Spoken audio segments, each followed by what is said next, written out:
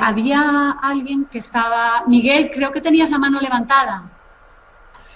Sí, bueno, era con respecto a responder al compañero sobre la primera parte de su pregunta sobre que el proyecto de Nasturcilla ya era conocido y lo tenían más fácil.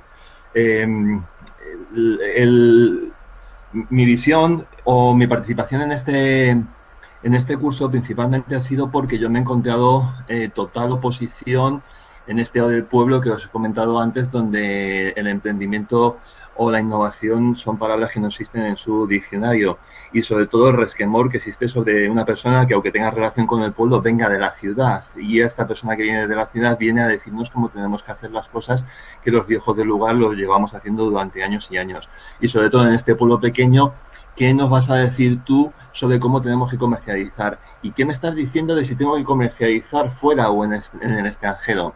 Bueno, tanto es así que yo empecé a desarrollar proyectos a través de una ONG, proyectos que estaban bien fundamentados, formados, formándome a mí, y en consonancia con los fondos líder, pero que no se pudieron llevar a cabo porque no había participación social, porque nadie de estas personas se lo creían, aparte de una fuerte polarización política. Finalmente le di la vuelta y dije, bueno, pues entonces voy a emprender yo para hacer un proyecto demostrativo.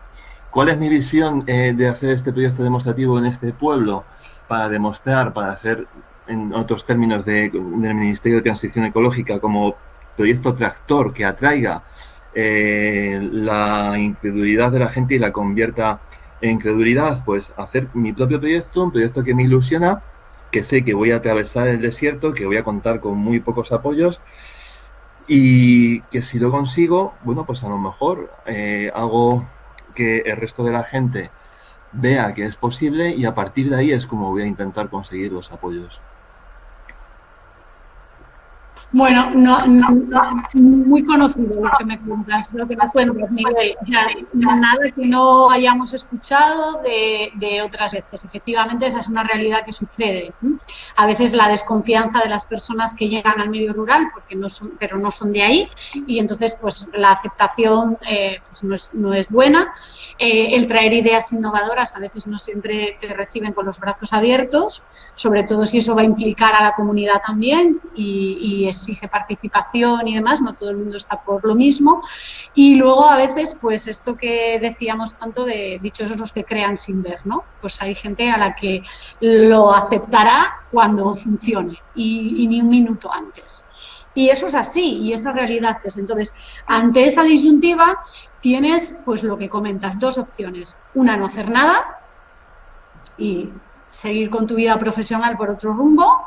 Dos, lo que tú estás haciendo, intentar hacerlo y ponerlo en marcha desde otro punto de vista para poder hacerlo posible y ver si una vez que eso es posible vamos sumando a toda esta otra parte de gente que no cree en el proyecto de mano.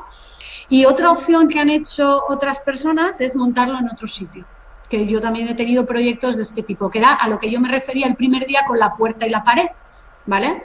Que he tenido personas con proyectos que se han empeñado y se han empeñado y se han empeñado en hacerlos en un territorio que no, y que no, y que no, y que no, y el proyecto en sí mismo necesitaba de la colaboración del territorio, y entonces ese proyecto allí era inviable, pero no por el modelo de negocio en sí, sino porque los recursos necesarios que el territorio debería de aportar no se daban.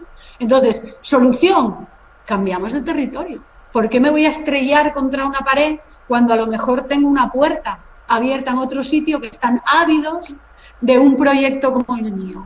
Y donde sí es posible y sí voy a contar con los recursos.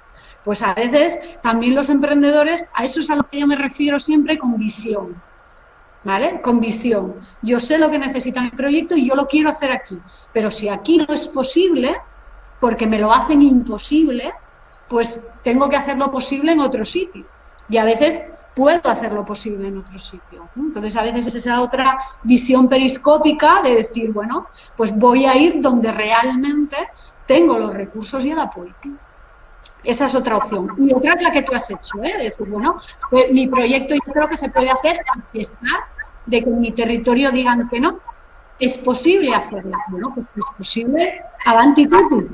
Quiero decir que eso hay que valorizarlo en el modelo.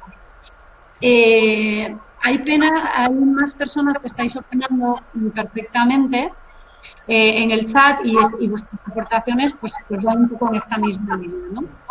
Entonces, también una de los ayuntamientos, que nosotros también lo tocaba, y es cierto, o sea, hay proyectos que necesitan implicación de las entidades locales. Es verdad, si habían abierto algún micro, por favor, cerrarlo porque hace eco. Entonces, sí que es cierto que si mi proyecto necesita un recurso local específico, una catalogación municipal, una catalogación de patrimonio, el permiso de lo que sea, pues hemos tenido, por ejemplo, un proyecto muy bonito aquí en el Parque Nacional de Redes, con el que tuvimos 1,5 millones de proyectos porque intervenía el tema de un río. Y entonces ahí ya intervenía Fomento, Ríos, y bueno, la cosa se complicó hasta un momento en el que el proyecto se volvió inviable, porque no había manera de conseguir los permisos. Y sin los permisos, no puedes hacer. Entonces, al final, el emprendedor se convenció, después de pelear y pelear y pelear, de que no se lo iban a dar. Entonces, al final, las opciones que te quedan son: una, abandono el proyecto; 2, sigo empecinado y espero a ver si cambia el gobierno y vuelvo a tal y espero a las siguientes elecciones y mientras tanto, ¿qué hago? O 2, totalmente, Fernanda, Confederación Hidrográfica es por eso que hay veces que nos estrellamos contra paredes y de nada sirve volvernos locos. Entonces, la opción recomendada por nosotros, ¿cuál era? Trasladar el proyecto a otro entorno donde no tuviéramos ese escollo y avanzar,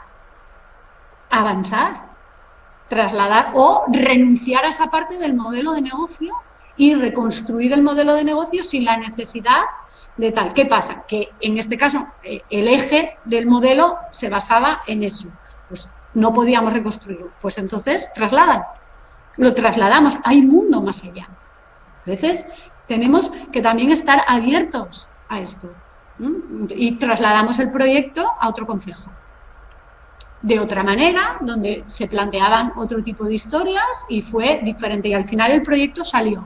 No como el emprendedor lo tenía concebido inicialmente, pero sí pudimos hacerlo viable. Entonces, a veces también tenemos que estar dispuestos, esto es la tolerancia a la frustración, pero también tiene que ver con la iniciativa a los problemas, soluciones. Entonces, muchas veces nos enfocamos mucho en eso, ¿vale? Miguel nos lo cuenta, ¿no? Pues eso. Pues vamos a ver si lo conseguimos como proyecto demostrativo. Que luego a veces son muchos los que se suman a los barcos cuando ya navegan.